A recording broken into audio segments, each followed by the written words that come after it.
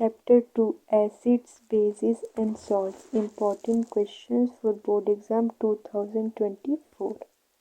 So first question, why should curd and show substance not be kept in brass and copper vessels? जो curd यानी दही और sour substance यानी खट्टी substance है, हम उन्हें ब्रास और कॉपर वेसल्स में क्यों नहीं रखते? तो हमारा ब्रास और कॉपर क्या है? मेटल है। तो हमें पता है जब एसिड मेटल के साथ रिएक्ट करते हैं तो सॉल्ट बनाते हैं प्लस हाइड्रोजन गैस। सेम ऐसी कर्ड और सोर सब्सटेंस को जब हम ब्रास या कॉपर की वेसल्स में रखते हैं तो ये हमारे मेटल के साथ रिएक्ट करके एक टॉक्सिक सॉल्ट बनाते हैं जो कि डाइजेस्ट नहीं होता। इस वजह से हम कर्ड और सोर सब्सटेंस को ब्रास और कॉपर वेसल्स में नहीं रखते। सो एक बार आंसर देखते हैं। Curd and sour substances are both acids. Curd और सोर सब्सटेंस एसिड्स होते हैं। Acids combine with metal to form salt and hydrogen gas. When sour things such as curd are stored in brass or copper vessels, the lactic acid in the curd react with the metals. तो जब हम curd को store करते हैं brass और copper vessels में तो जो कर्ड में लैक्टिक एसिड प्रेजेंट होता है वो मेटल के साथ रिएक्ट करके causing corrosion and the creation of toxic salt that can be digested. तो लैक्टिक एसिड मेटल के साथ रिएक्ट करके टॉक्सिक सॉल्ट बनाता है जो कि डाइजेस्ट नहीं हो पाता। इसलिए जो हमारा कर्ड और सोर सब्सटेंस है उसे ब्रास और कॉपर वेसल्स यानी कि पीतल और कॉपर के उसमें नहीं रखना चाहिए। Now next question 2. Which gas is usually liberated when an acid reacts with a metal? जब हमारा एसिड मेटल के साथ रिएक्ट करता है तो कौन सी गैस लिबरेट होती है? और illustrate with an example. How will you test for the presence of this gas? और जो गैस लिबरेट हुई है हम कैसे उसकी प्रेजेंस का टेस्ट कर सकते हैं? So answer, the gas liberated when hydrochloric acid reacts with the metal is hydrogen gas. तो जब भी कोई भी एसिड है जब वो मेटल के साथ रिएक्ट करता है तो जो गैस लिबरेट होती है वो हाइड्रोजन गैस होती है। Okay, we can confirm the presence of hydrogen gas by bringing a burning splinter near the test tube. If it burns with a pop sound, the gas liberated is hydrogen. तो हम क्या करेंगे, जिस test tube में reaction हो रहा है acid और मेटल का उसके पास से हम बर्निंग स्प्लिंटर लाएंगे। अगर जब बर्न होते वक्त पॉप साउंड की आवाज़ें मीन्स हाइड्रोजन प्रेजेंट है। फॉर एग्जांपल यहाँ पे एसिड है डाइल्यूट सल्फ्यूरिक एसिड प्लस में हमने मेटल डाला है जिंक और हाइड्रोजन गैस के बबल्स बन रहे हैं। फिर हमने यहाँ पे एक डिलीवरी ट्यूब डाला है और जहाँ से ये डिलीवरी ट्यूब में से गैस निकल रही है अगर हम वहाँ पे बर्न करेंगे तो पॉप की आवाज़ आएगी मीन्स कि हाइड्रोजन गैस निकल रही है। Question number 3, when metal a react with dilute hydrochloric acid to produce effervescence the gas evolve extinguishes a burning candle. Write a balanced chemical equation for the reaction if one of the compounds formed is calcium chloride। तो इसमें हमें बताना है कि एक metal compound A react कर रहा है डाइल्यूट हाइड्रोक्लोरिक एसिड के साथ और इफरवेसेंस प्रोड्यूस हो रहा है और गैस इवॉल्व हुई है जब हम बर्निंग कैंडल से टेस्ट कर रहे हैं तो हमें इसके लिए बैलेंस केमिकल इक्वेशन दिखाना है और एक कंपाउंड जो क्या फॉर्म हो रहा है कैल्शियम क्लोराइड। तो हम यहाँ पे लेंगे calcium carbonate plus hydrochloric acid react करके calcium chloride plus carbon dioxide plus water. So ये बैलेंस केमिकल इक्वेशन होगी इस रिएक्शन के लिए। Question number 4, why does an aqueous solution of an acid conduct electricity?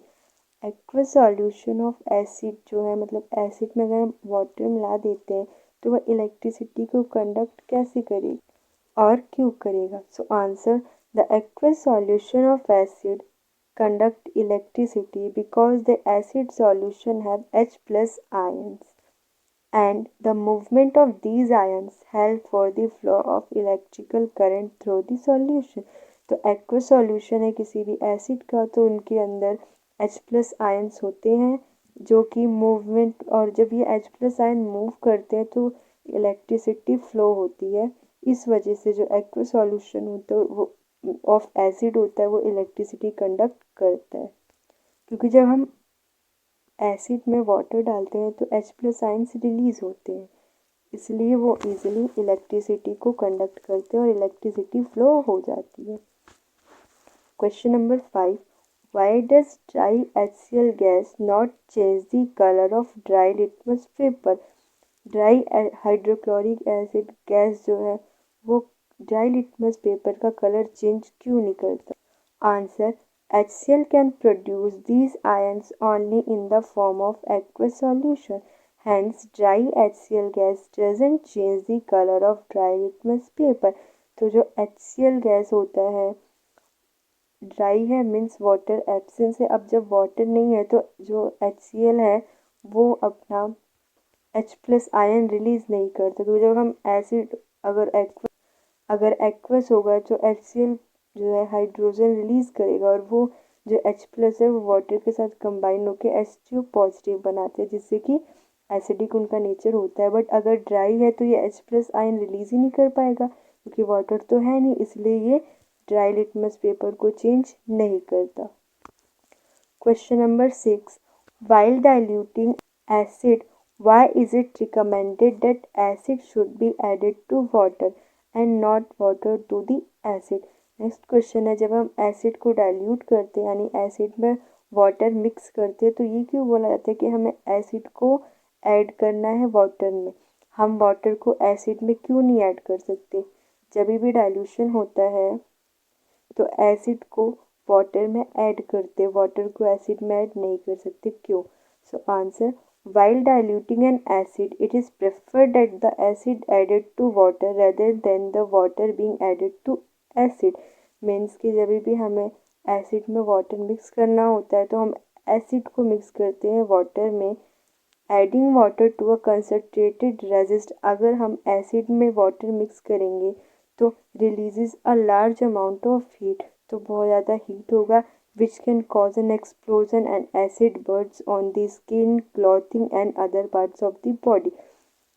तो जब हम एसिड में वाटर ऐड करेंगे तो लार्ज अमाउंट ऑफ हीट होगी जो कि एक्सप्लोजन कॉज कर सकती है और हमारी स्किन या क्लोथ्स को बर्न कर सकती है।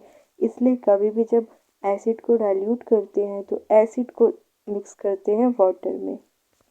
Question number 7, under what soil condition do you think a farmer would react the soil of his field with quicklime calcium oxide or slacked-lime calcium hydroxide or a chalk calcium carbonate?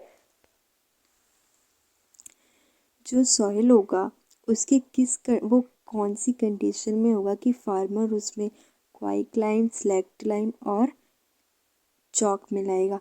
तो बच्चों जो ये हमारे क्वाइकलाइम है, slaked-lime है और chalk है, ये बेसिक यानी एल्कलाइन होते हैं नेचर में।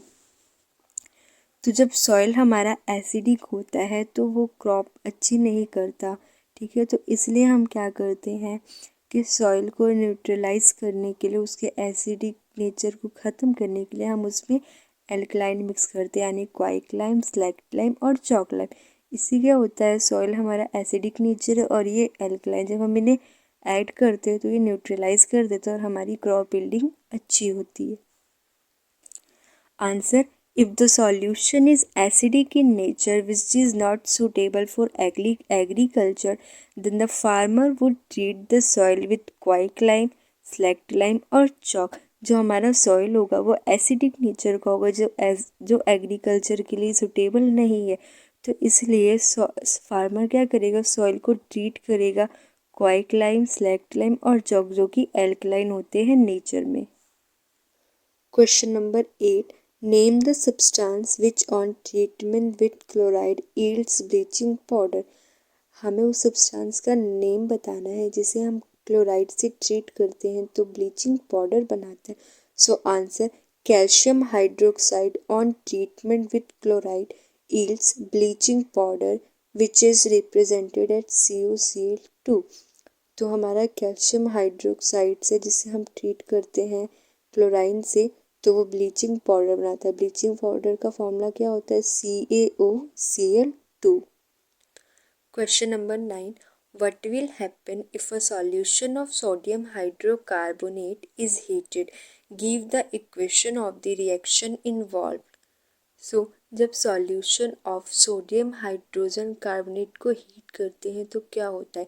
Give the equation of the reaction involve. और इसमें कौन सी रिएक्शन इन्वॉल्व होती है?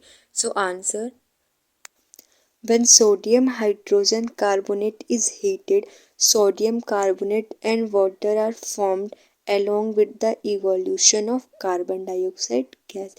तो जब सोडियम हाइड्रोजन कार्बोनेट ये हीट होता है, sodium carbonate and water form होता है और इवोल्यूशन होता है कार्बन डाइऑक्साइड गैस का।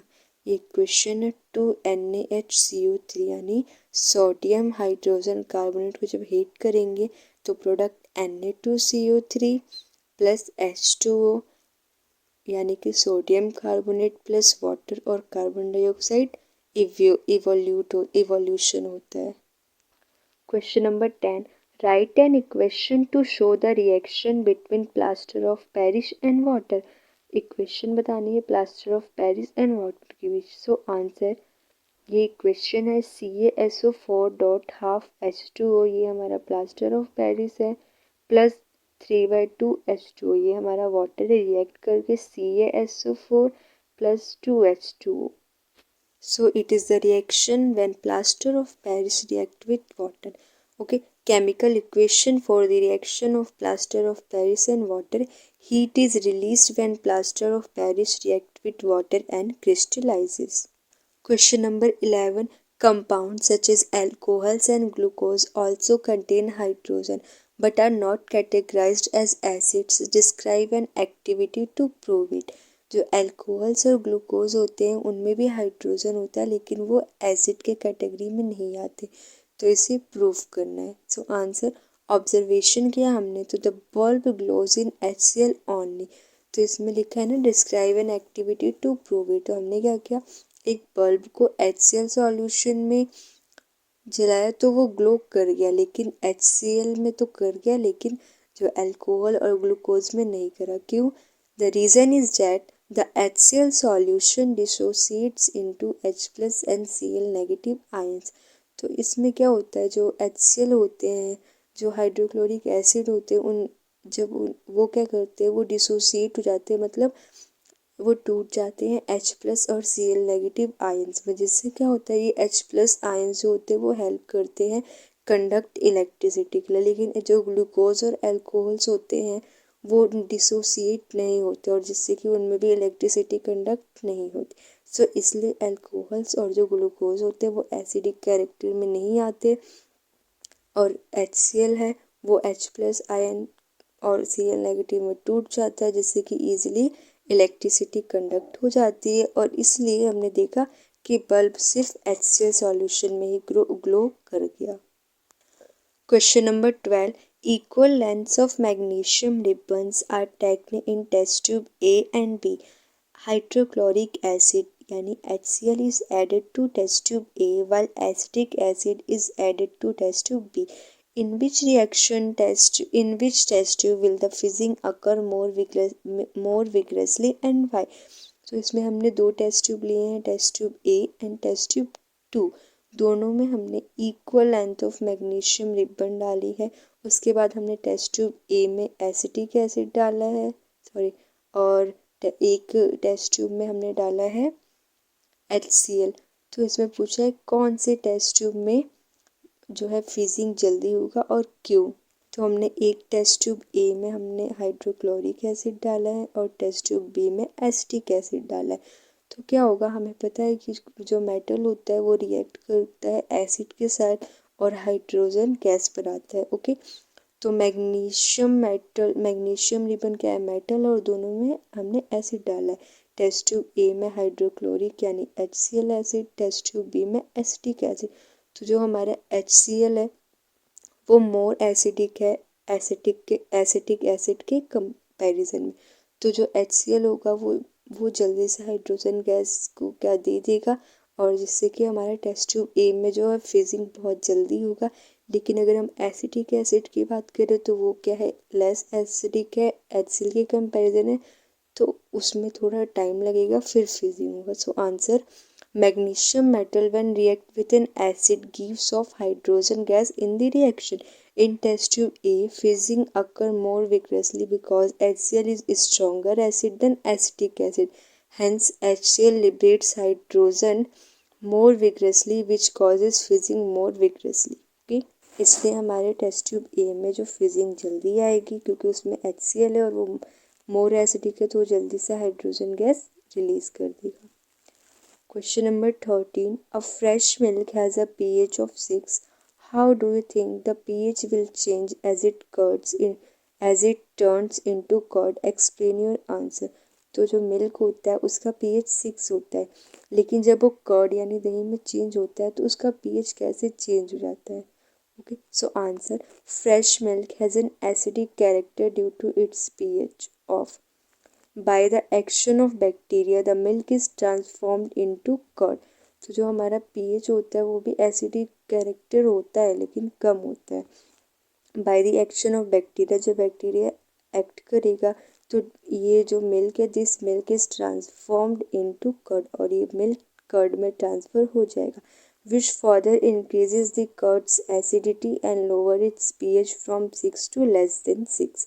The lactose in milk is converted to lactic acid which is present in curd। तो जो हमारा मिल्क का pH 6 होता है, जब हम इसे कर्ड में चेंज करते हैं तो बैक्टीरिया एक्ट करता है और वो बैक्टीरिया क्या करता है, मिल्क के pH को 6 से कम कर देता है, जिससे क्या होता है, मिल्क में लैक्टोज प्रेजेंट होता है, वो लैक्टिक एसिड में कन्वर्ट हो जाता है और हमारा कर्ड बन जाता है। Question number 14. What is neutralization reaction? Give two examples. Neutralization reaction क्या होता है? Give two examples. Answer, the neutralization reaction is the one in which an acid reacts with an equimolar amount of base to give salt and water. The example could be a reaction between any strong acid and a base. So neutralization reaction में acid और base react करते हैं और salt और water बनाते हैं, इसी को बोलते हैं न्यूट्रलाइजेशन रिएक्शन। जब जो हमारे एसिड और बेस मिलके सॉल्ट और वाटर बनाए। एग्जाम्पल है नीचे NaOH जो कि हमारा बेस है प्लस HCl, HCl क्या है, एसिड है, गिव्स NaCl जो कि सॉल्ट है प्लस H2O वाटर।